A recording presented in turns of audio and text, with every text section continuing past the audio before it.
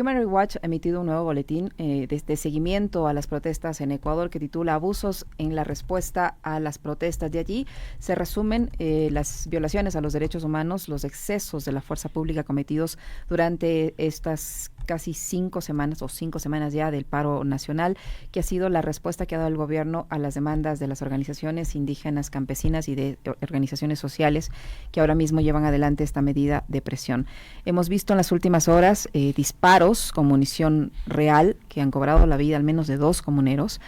uso excesivo de gas lacrimógeno que cobró la vida de una persona de la tercera edad, también una comunera, jóvenes que están, uno de ellos perdiendo la pierna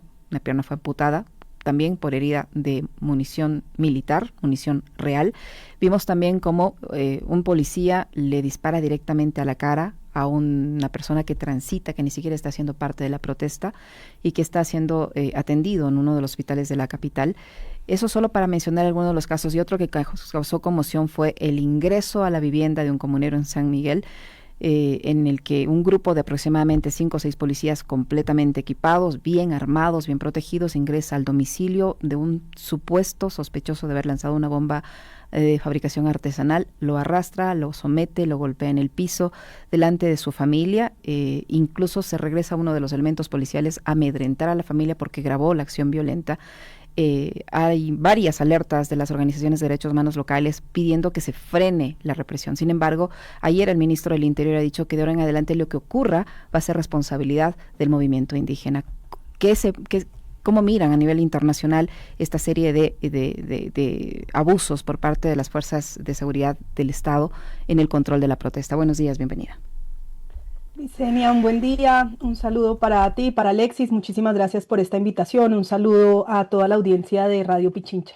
Estamos supremamente preocupados, los videos de los que hablas y frente a los cuales Human Rights Watch se ha dado a la tarea de verificar 15 de ellos en detalle para poder garantizar que no existieran alteraciones y poder realmente corroborar la información, y hemos llegado a la conclusión que durante ya casi un poco más de un mes de protestas, el gobierno de Ecuador ha reprimido estas protestas haciendo un uso de la fuerza excesivo y en muchas ocasiones negligente, y ha restringido además no solo el derecho a la protesta, sino también derechos como la libertad de asociación, de expresión.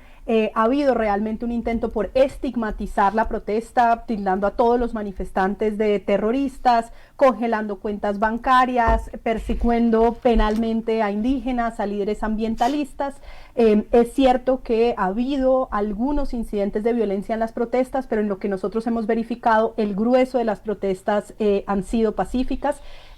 Podemos entrar en algunos de los casos, pero insisto, lo que hemos podido verificar es que hay un uso excesivo y abusivo de la fuerza por parte del gobierno ecuatoriano, que ha desplegado además de manera irregular las Fuerzas Armadas para contener un fenómeno que debería ser propio de fuerzas antimotines,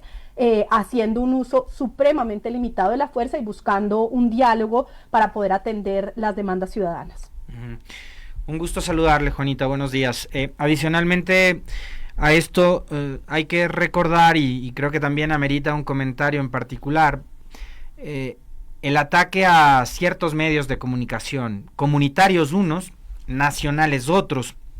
que además en el caso de los nacionales no han estado tan alejados del poder, más bien, digamos, han sido parte de todo el aparato comunicacional que han estado muy cerca del poder. De hecho, algunos de los directivos, me llama mucho lo que pasa ahora con Diario Expreso, por ejemplo, porque alguno de sus directivos llegó a ser ministro del gobierno de Lenín Moreno, ¿no? Pero hoy el gobierno no está discriminando, ¿no? Entonces, por un lado, cierra la señal a través de las acciones de Arcotel, de medios comunitarios como Radio Ilumán o como TV MIC del movimiento indígena en Cotopaxi, y por otro lado, a través de acciones del Servicio de Rentas Internas, empieza un proceso persecutorio por el tema de los impuestos a la empresa Granaza, ¿no?, de Diario Expreso y Extra. ¿Cómo hay que entender este contexto y también el silencio que está guardando el periodismo en este país, que parece un silencio cómplice? Antes se ponían esparadrapos en la boca, protestaban por la defensa de la libertad de expresión, pero ahora están bastante cómodos, Juanita. Bueno, lo primero es insistir que estas medidas, la suspensión de TVMIC, la forma en la cual se han congelado cuentas bancarias, la persecución penal de líderes indígenas y ambientales, socava la libertad de expresión, la libertad de reunión, la libertad de asociación, que son derechos humanos. Lo que nosotros hemos podido documentar en el caso de TVMIC, tuvimos acceso a la cita de un informe secreto que indica que el medio supuestamente habría perjudicado la seguridad nacional. Sin embargo, no hay ninguna evidencia que se ponga sobre la mesa de que ello sea así, y lo que se usa, por el contrario, es esa información supuestamente reservada de inteligencia como una manera para cercenar la posibilidad de organizaciones de ejercer el control propio de los medios de comunicación, que deben poder ejercer una crítica y un control documentada en un riguroso método periodístico. Esto además está en el marco, hay que decirlo, de toda esta, digamos, intento desde el gobierno de Noboa de sacar adelante una serie de leyes que son restrictivas de estas libertades. En particular, la Ley de Transparencia Social impone un mayor control sobre las organizaciones no gubernamentales y permite a las autoridades poner en marcha este tipo de medidas, como el congelamiento de sus cuentas bancarias sin orden judicial, como disolver organizaciones que supuestamente cometan infracciones, que sin embargo, como no están claramente delimitadas, permiten que se ejerza un abuso en contra de organizaciones de sociedad civil y de medios comunitarios. Yo creo que es en ese contexto que hay que entender la forma en la cual se está reprimiendo en las calles de manera violenta y usando estas herramientas para cercenar la posibilidad de periodismo comunitario, de poder llevar a cabo, insisto, esta labor básica del periodismo, que es controlar al poder público. Juanita, ustedes que hacen siempre esta observación en crisis de esta naturaleza, no solo en Ecuador, sino en otros países de la región, ¿se puede comparar lo que está ocurriendo en Ecuador con lo que pasa en otros países de la región, tomando en cuenta esta estrategia de represión que se está utilizando, el hecho de lanzar bombas lacrimógenas directamente a las viviendas de las zonas donde hay personas en protesta, pero lanzan directamente a las viviendas, a las terrazas, donde hay ancianos, donde hay niños, donde hay mujeres, incluso en estado de gestación, que se utilice munición real, que se impacte directamente con munición de goma al cuerpo y en algunos casos con munición real, como fue el caso del comunero Fueres, que murió precisamente por el impacto de una bala de uso militar. ¿Cómo se justifica esto? ¿En qué se ampara esto? Acá hay la ley de uso legítimo de la fuerza, la ley de seguridad, pero todas esas leyes, y Ecuador además es suscriptor de convenios internacionales en derechos humanos, y todas estas leyes nacionales e internacionales establecen procedimientos en casos de protestas, procedimientos que al parecer, por la evidencia, por lo que estamos viviendo acá en el Ecuador, no se están cumpliendo. Entonces, no sé, ¿a qué obedece esta estrategia y si se puede comparar la misma con otros países de la región? Pues Licenia, desafortunadamente América Latina tiene un pésimo historial en el manejo de las protestas. Solo a lo largo de los últimos años, más o menos desde 2019, América Latina vivió oleadas de protesta en donde distintos gobiernos de la región hicieron uso abusivo, ilegítimo y en muchos casos además negligente de la fuerza para contener esas protestas. Como bien dices, lo vimos a lo largo y ancho de la región, ¿no? Chile, Colombia, Perú, etcétera.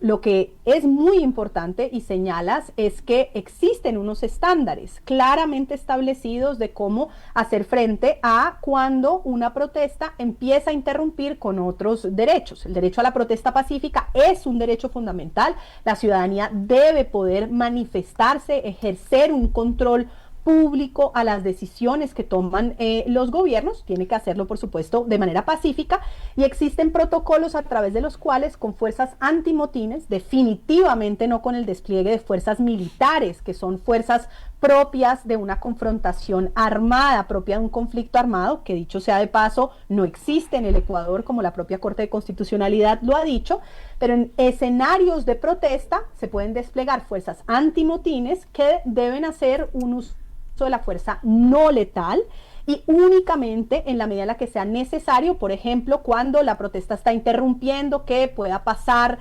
una ambulancia para llevar a una persona que está en riesgo su vida, cuando hay interrupción de otros derechos humanos que estén en juego. En este escenario en particular, por ejemplo, hemos verificado en uno de los casos cerca de la provincia de Imbabura, en donde, por ejemplo, hubo un uso de la fuerza disparando un gas lacrimógeno en trayectoria baja contra unas casas donde además aparentemente no había multitudes. Bueno, pudimos verificar ese video y ahí hay claramente un ejemplo de un uso inadecuado y contrario a protocolos de gas lacrimógeno. El gas lacrimógeno siempre debe hacerse en un tiro en arco, en un tiro parabólico y en zonas abiertas para evitar que un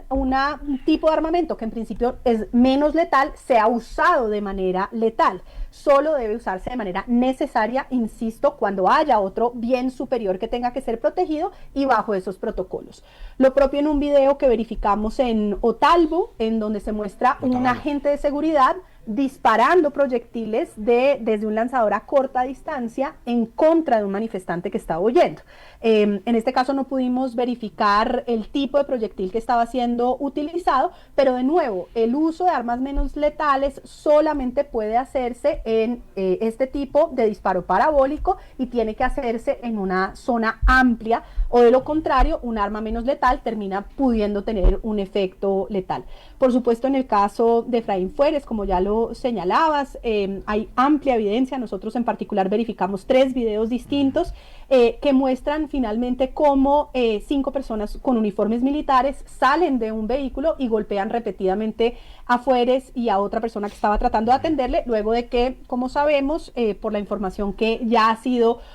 publicada por la Fundación Regional de Asesoría en Derechos Humanos, Fuertes falleció a causa de una herida de bala en la espalda, pero en todo caso se muestra la evidencia de cómo miembros de las fuerzas militares lo golpean mientras está en el piso. Yo creo que acá hay amplia evidencia que el gobierno debería tomar en serio para darse cuenta que lo que está haciendo no está resolviendo la tensión ciudadana que hay y muy por el contrario está generando un uso abusivo de la fuerza en contra de manifestantes que en su mayoría, con algunas excepciones, se han manifestado de manera pacífica. Para quienes nos siguen por radio, estamos conversando con Juanita Gobertus, ella es directora de la División de las Américas de Human Rights Watch. Juanita, ¿cómo ven desde afuera este despliegue de fuerzas militares en el combate a la manifestación social? Digamos, una manifestación que históricamente siempre había sido reprimida por la Policía Nacional, no por las Fuerzas Armadas. Hoy, y ustedes serán conscientes además, la información es pública, ha circulado en medios nacionales e internacionales del escenario que vive el Ecuador. Yo daba lectura hace un momento una nota de Radio Pichincha que da cuenta de que llevamos ya 6.797 muertes violentas en lo que va del año. Este es un año que, como en los últimos 4 o 5, hemos registrado cifras altísimas de muertes violentas.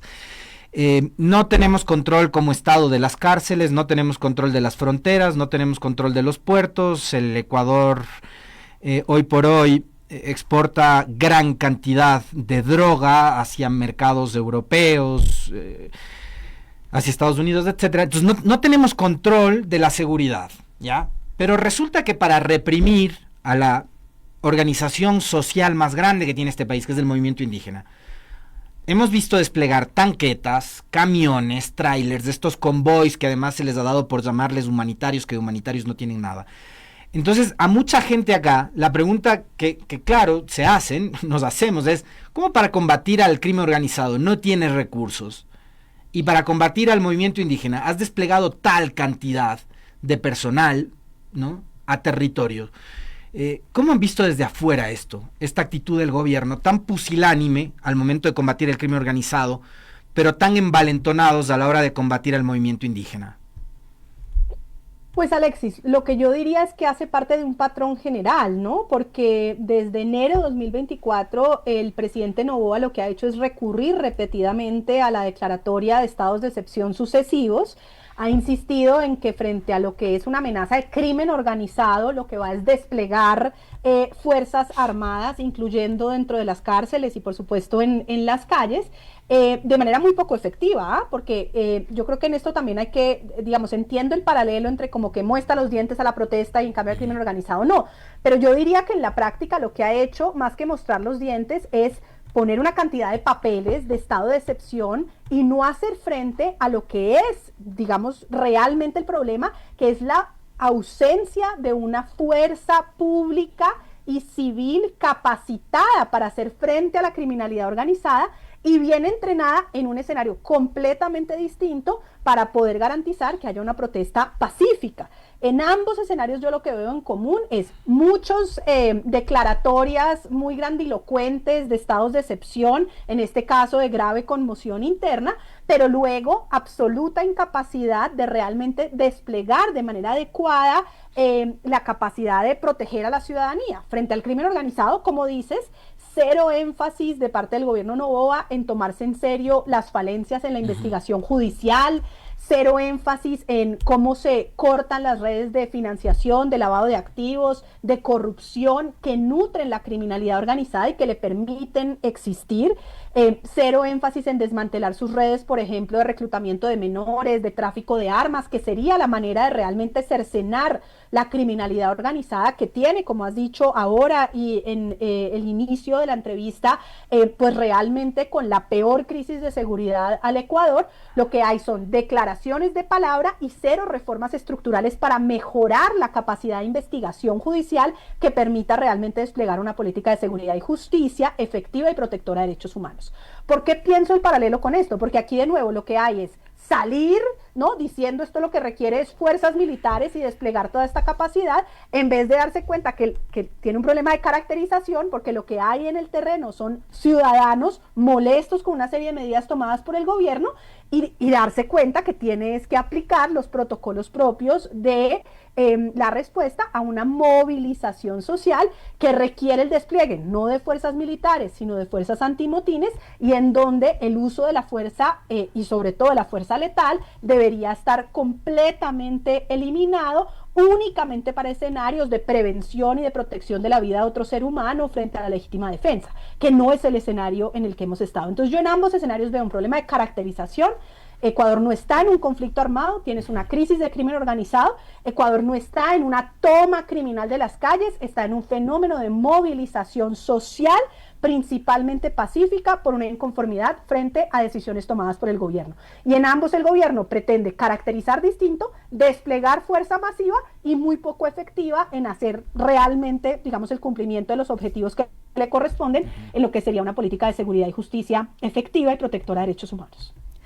Juanita, el problema es que al parecer algunos elementos tanto de la fuerza militar como de la fuerza policial están convencidos de que va a reinar la impunidad. En protestas anteriores y en casos que han llegado a judicializarse por abusos de derechos humanos en el marco de las protestas, apenas uno ha recibido sentencia. Entonces, claro, es incluso la actitud que mantienen ciertos elementos de las fuerzas de seguridad muy envalentonados, que ante cualquier reclamo ciudadano, le puedo transmitir, ante cualquier reclamo ciudadano de que le dicen, no, de gana están acá, vayan a los lugares, respetuosamente un ciudadano le dice, vayan a los lugares donde hay criminalidad, acá no pasa nada, acá estamos ciudadanos que no estamos haciendo nada, estamos cumpliendo con nuestras labores. El militar le responde en medio de insultos y le dice, cállate si no quieres que te lleve preso. Entonces, a lo que voy es, ¿qué le garantiza al ciudadano que está participando en una protesta que haya justicia, reparación? ¿Quién se hace cargo de las muertes? ¿Quién se hace cargo de los heridos? ¿Quién se hace cargo de los discapacitados que van a quedar fruto de las heridas con munición real perpetradas o provocadas por elementos de la fuerza pública? ¿Va a reinar, igual que en otros casos, la impunidad, o ellos van a tener que responder de alguna manera el Estado o las fuerzas de seguridad por estos casos? ¿Allí qué ocurre?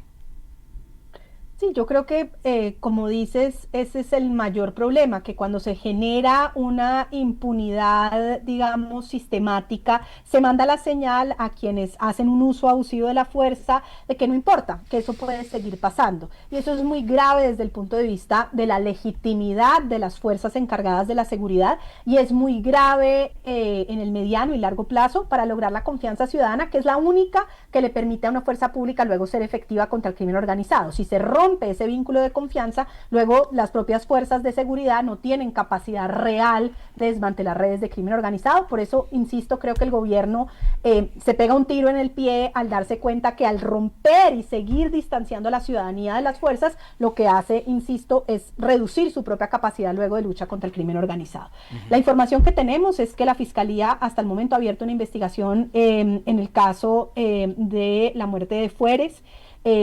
Por supuesto, nosotros, pero toda la sociedad civil nacional e internacional va a seguir presionando por la investigación de todos estos hechos de violencia, no solo de los casos de muertes, sino de los casi 300 casos de personas heridas, los más de 370 reportes de violaciones a derechos humanos ocurridas durante las protestas, frente a los cuales seguiremos insistiendo que tiene que haber una investigación plena y un juzgamiento. A mí me preocupa muchísimo que en la respuesta que hemos recibido del ministro de Defensa no hay ningún tipo de reconocimiento de la gravedad de estos hechos, ni de un reconocimiento de cómo van a tomar medidas para investigar estos hechos y prevenir que se vuelvan a repetir, sino que por el contrario hace énfasis en las agresiones letales contra soldados y supuestos casos de tortura y secuestros contra soldados, omitiendo completamente los usos abusivos de la fuerza. Yo creo que en eso el ministro de Defensa no solo se equivoca y es muy grave su respuesta, sino que además no se ha dado cuenta que cuando el líder de una institución como son las fuerzas de seguridad, en este caso el ministro de Defensa, no toma medidas para investigar estos hechos, es corresponsable de ese tipo de violaciones a derechos humanos. Juanita, hoy se completan 30 días, vamos un mes de movilizaciones, de paralización, y a esta hora, por palabras de la propia gente del gobierno, se sabe que se han roto todo tipo de canales de diálogo, ¿no? Y hay una pregunta, por la experiencia que tienen ustedes en la resolución de este tipo de conflictos, mucho se ha dicho con respecto de cuánta responsabilidad tiene una parte y otra, ¿no? Porque, digamos, de un lado están la CONAIE y todas las organizaciones sociales, que no son solo ellos a esta hora, porque, por ejemplo, en las manifestaciones pacíficas que se han dado en Quito, no ha sido el movimiento indígena únicamente quien ha salido a protestar, sino han sido estudiantes, ha sido gente de los barrios, de la zona urbana, no tampoco solo de las periferias, sino de la zona urbana de la ciudad. Ha habido protestas en Cuenca, ha habido protestas en Guaranda, ha habido protestas en Guayaquil. Entonces la manifestación es muy grande y va sumando cada vez más el descontento. Por un lado está eso, pero por otro lado hay quienes, yo creo, sí, que el gobierno tiene mayor nivel de responsabilidad, porque son ellos quienes han tomado las decisiones de eliminar el subsidio al diésel, de los incrementos de impuestos, etcétera, que son las que finalmente provocan estos descontentos. Entonces, lo que hace esta organización social es decirle, no nos está gustando eso, queremos conversar y te planteamos nuestras propuestas honestas, pero finalmente quien tiene en su mano la sartén por el mango es el gobierno, porque es ahí donde se dictan las políticas. Entonces, cuando se dice dialoguen, ¿de quién depende o de qué depende de que finalmente se sienten a resolver este conflicto? A ver, lo primero, frente a la pregunta de quién tiene mayor responsabilidad, en esto hay que saber que los estados tienen una doble responsabilidad, es decir, no solo no deben violar los derechos de sus ciudadanos, sino que tienen el deber de proteger a sus ciudadanos. Eso es llamado el deber de garantes, la idea de que tiene que garantizar los derechos de los otros. Por eso, digamos, no es un sesgo, no es que las organizaciones de derechos humanos solamente miremos al Estado. Nosotros, por ejemplo, hemos documentado ampliamente en el caso de Ecuador las gravísimas violaciones cometidas constantemente por distintos grupos de crimen organizado, pero el Estado tiene una mayor responsabilidad porque no solamente no debe violar, sino que además tiene que proteger. Eso, digamos, frente a por qué las responsabilidades son distintas. Dicho eso, hasta donde nosotros hemos podido conocer, el movimiento indígena había puesto como parte en la mesa de conversaciones la liberación de varios de los líderes indígenas y ambientales que han sido detenidos. Yo entiendo que por lo menos 205 personas han sido detenidas en el marco de la movilización. Esta es una estrategia que, hay que decirlo, es típicamente usada a lo largo de América Latina, que es la criminalización de líderes como una manera para desarticular la manifestación y tratar de, digamos, desalentar que la ciudadanía salga a protestar. Entiendo por la información que hemos recibido que el gobierno en la mesa se había comprometido a hacerlo y que ahora no ha cumplido con la liberación de estas personas, alegando que eso ya no depende de ellos, que depende de la justicia. Bueno, poner sobre la mesa esos elementos ha asegurarse que no se criminaliza a personas solo por el hecho de protestar. Por supuesto, si una persona participa de un hecho violento, claro que debe poder ser investigado por la justicia, pero insisto, en la mayoría de los casos nosotros hemos documentado que si bien hubo algunos incidentes de uso de violencia por parte de los manifestantes, la mayoría de las manifestaciones, como señalas, han sido pacíficas y en cambio se han encontrado con la estigmatización del gobierno que llama toda la manifestación terrorista, y además se han encontrado con estos actos de criminalización en contra de personas que no necesariamente todas estaban involucradas en hechos violentos. ¿Cómo se puede evitar que esta crisis que se vive en el Ecuador sea utilizada con fines electorales? Y le pregunto esto porque el presidente también ha comenzado a relacionar las protestas con la consulta popular que él ha convocado para el próximo 16 de noviembre. Los movimientos que ahora mismo están en la paralización ya han anticipado cuál va a ser su posición frente a esas preguntas del presidente, y el presidente justifica su accionar violento con la estigmatización, etcétera, etcétera. A través de ciertos testaferros está comprando medios de comunicación. ¿Esto cuánto daño le hace a la libertad de expresión, a la libertad de prensa también? Cosa que ustedes han vigilado y han acompañado procesos en varios países de la región, incluido Ecuador también en su momento. Pero ¿cuánto daño le hace esto al periodismo y a la libertad de expresión? Que el gobierno a través de testaferros se haga de medios de comunicación, algunos medios que tienen un alcance muy importante. Y por otro lado, en este contexto de polarización, de permanente represión desde lo estatal, desde lo público a la sociedad civil, vamos a ir a un proceso de consulta popular, a un proceso plebiscitario para decidir si vamos o no a elaborar una nueva constitución. Entonces, con una sociedad tan rota, tan fragmentada, tan dividida, ¿qué pacto social puede surgir de ahí? Sí, a ver, yo lo primero que diría es, a mí me sorprende mucho que en un contexto en el que Ecuador tiene a hoy la tasa de homicidios más alta de América Latina, de Sudamérica, que es una cosa inconcebible. Uno, no, hace muy poco tiempo Ecuador era una isla de paz, y hoy tiene la tasa más alta de Sudamérica. El gobierno tenga como prioridad, en vez de fortalecer la capacidad de investigación y juzgamiento de esa criminalidad para proteger a la ciudadanía, tenga como prioridad iniciar un proceso constituyente. Proceso constituyente que está muy claramente dirigido a atacar la independencia de la Corte de Constitucionalidad como la institución que le está poniendo límites al gobierno. Es decir, es un proceso de constitucionalidad que la forma en la cual ha estado liderado por el gobierno busca claramente reducir los controles que están ahí para garantizar que ningún gobierno, de nuevo, de ninguna ideología, sea omnipotente, sino que esté sometido a una serie de reglas, procedimientos, y que no pueda usar su poder para mantenerse en el poder, para acaparar más poder, para atacar de manera ilegítima a opositores. Yo creo que ese no es un buen contexto para una constituyente. Los momentos constituyentes son usualmente, cuando son exitosos, producto de consensos amplios, de tendida de puentes entre quienes piensan diferentes para poder construir unos mínimos básicos esenciales donde no importa quién esté en el poder, el otro, el opositor, el minoritario, va a tener acceso a unas garantías básicas. Hoy ese no es el tono del gobierno Noboa, no es el tono de buscar unos acuerdos sobre lo fundamentales, unos mínimos, es un tono, digamos, de siempre poner al otro como el enemigo, como el terrorista, como el opositor, y no reconocernos en medio de esas diferencias. Yo insisto, sobre todo me sorprende que con el problema tan grave de criminalidad organizada que tiene Ecuador, la prioridad del gobierno sea un proceso constituyente en este momento. Si el gobierno actual no ha respetado la Constitución en varias ocasiones, no nada más hay que recordar en la campaña última electoral que lo ha llevado a mantenerse en el cargo, no pidió licencia, hizo uso de fondos públicos para la campaña electoral, en fin, una serie de situaciones.